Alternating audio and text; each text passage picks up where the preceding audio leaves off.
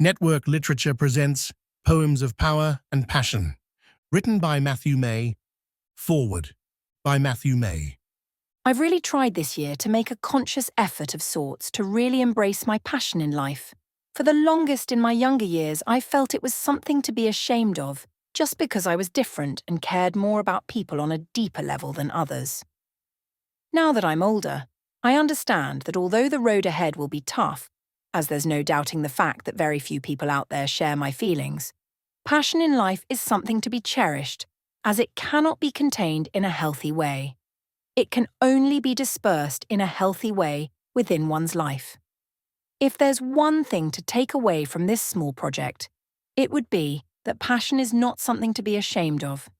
It should be shared to the world in the most beneficial way possible, in your very own special way. Until very recently in the spring and going all the way back from there to the early days of the network, I struggled in my suppression of passion and made an effort every few Tuesdays on the early train to college to write some poems about things and people that mattered to me, most of them quatrains.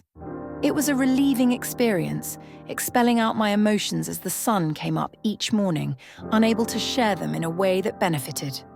It dawned on me shortly before writing this forward that the best of these poems I archived were actually not too bad, so I found a use for them. What you are about to uncover are the best of those poems, the only ones through thick and thin I thought carried some substance people might appreciate.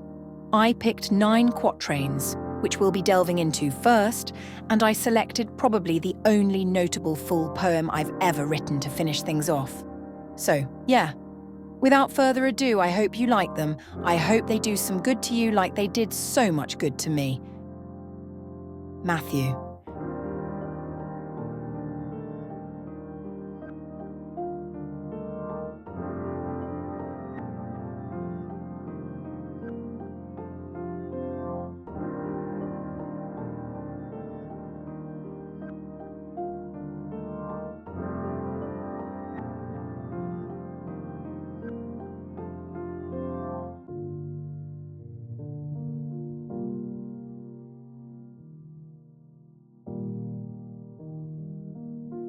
Poem 1. Passion Fires.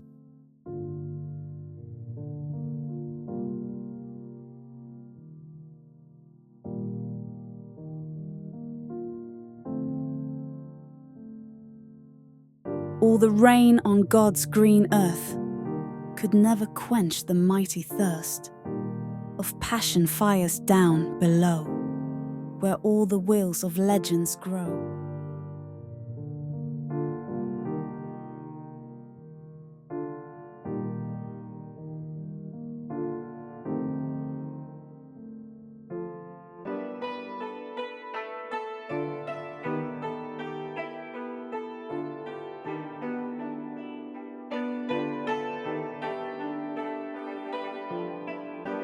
Poem 2. Foreign Lands.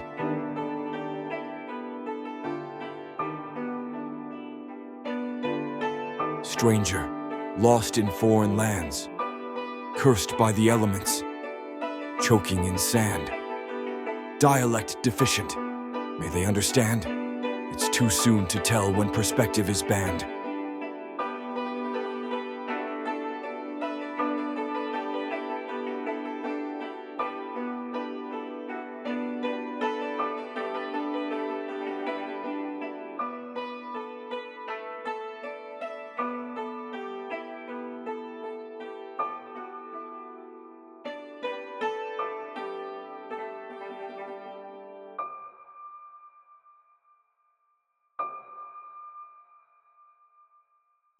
Poem 3. The Mice That Cheat.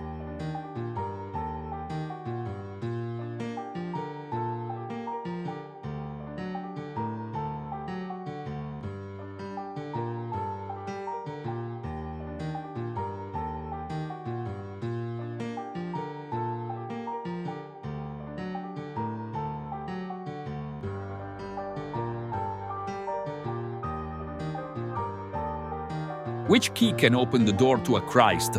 Which lock can turn, and which one will suffice? It's down in your heart, but you don't roll the dice. Through a hole in the wall like them all, cheating mice.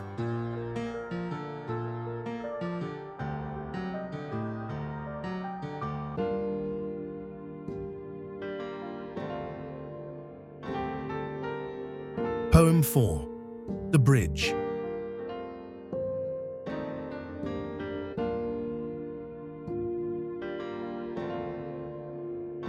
On a mindless trail of broken stone, a faceless wanderer walks alone. The rush of death can't fault his pride strong enough to breach its tide.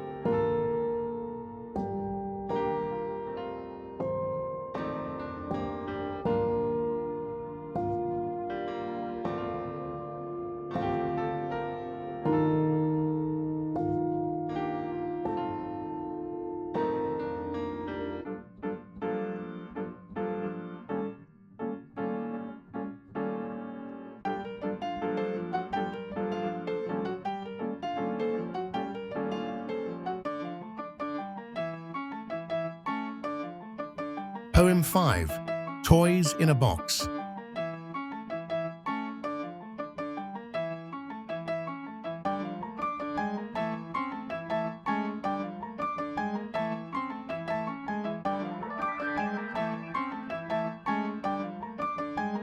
Locked in a box with all the toys, taken out with all the boys, played with till the strings are cut, fallen down and out of luck.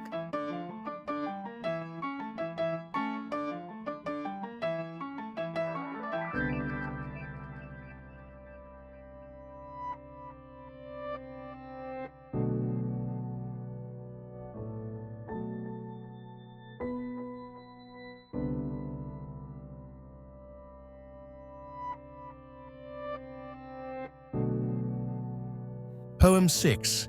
Golden Day.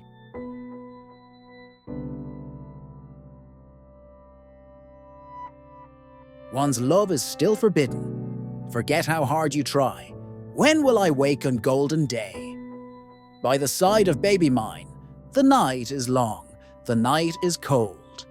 Just hope the morn is nigh. So when sun rests, I pledge to protect my blessed till the dusk I die.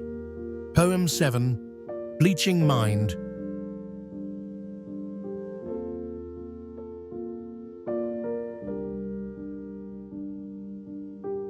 A cellular start, untouched and divine. Their influence causes perfections unwind. Bleached infant mind into one of a kind. By lessons taught, those ties that bind.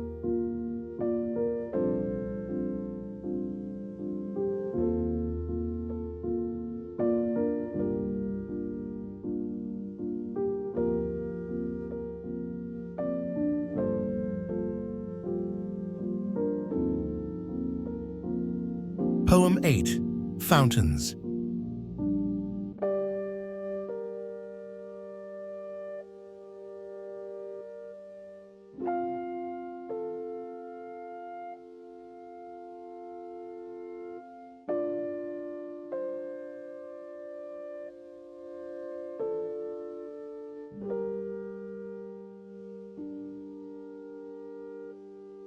Lit by the winged, near fountains, no care. Sun, give me strength now to listen and dare. Complex simplicity, tender electricity. Memory only will take me back there.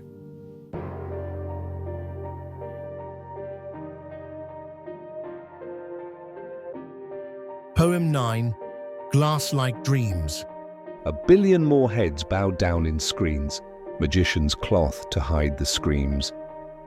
Away from all the glass-like dreams of children born to a world on its knees. All quatrains written by Matthew May.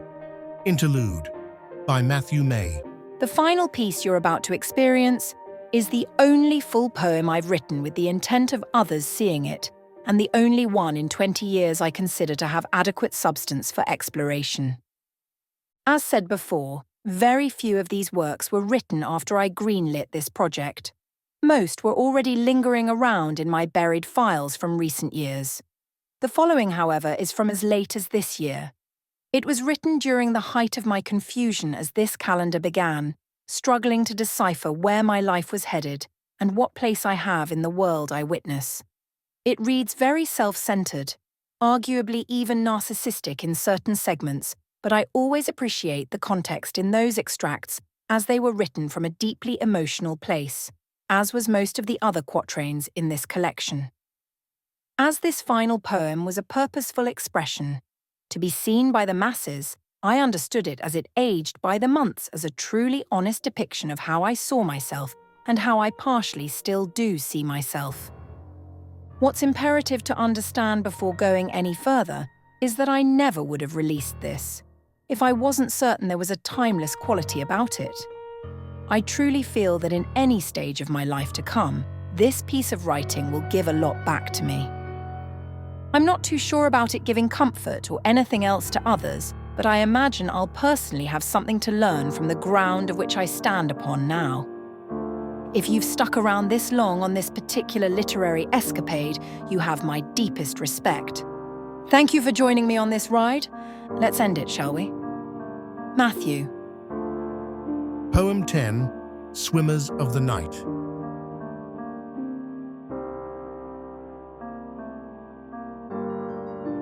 Many men have sailed these here waters, trying to understand me. They cannot. I'm just a sigma or an enigma to them, seated on the sand with unknown prospects and an even more unknown fate. Those pirates brandish their blades out of instinct, bobbing by. I reach for mine in case of conflict, to find the scabbard empty, alone. It beats exposed. My heart, my blade, my mind, my shield to defend it, each casting illusions that delight and destroy, raging across the world for those that sail these waters. Do not see me clear. I see them scowl from his lips to her lips. They sail onto oceans I do not know.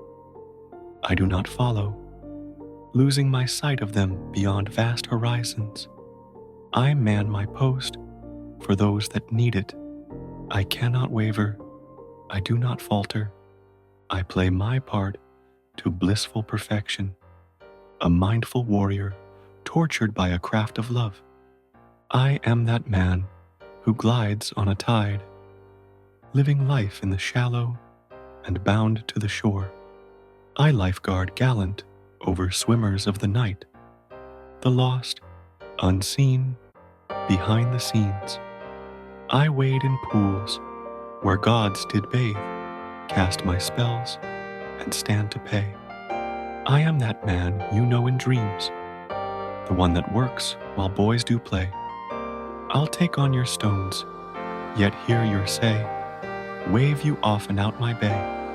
No matter the cost, no matter the way, 'tis the season of May, and here I shall stay. Written by Matthew May.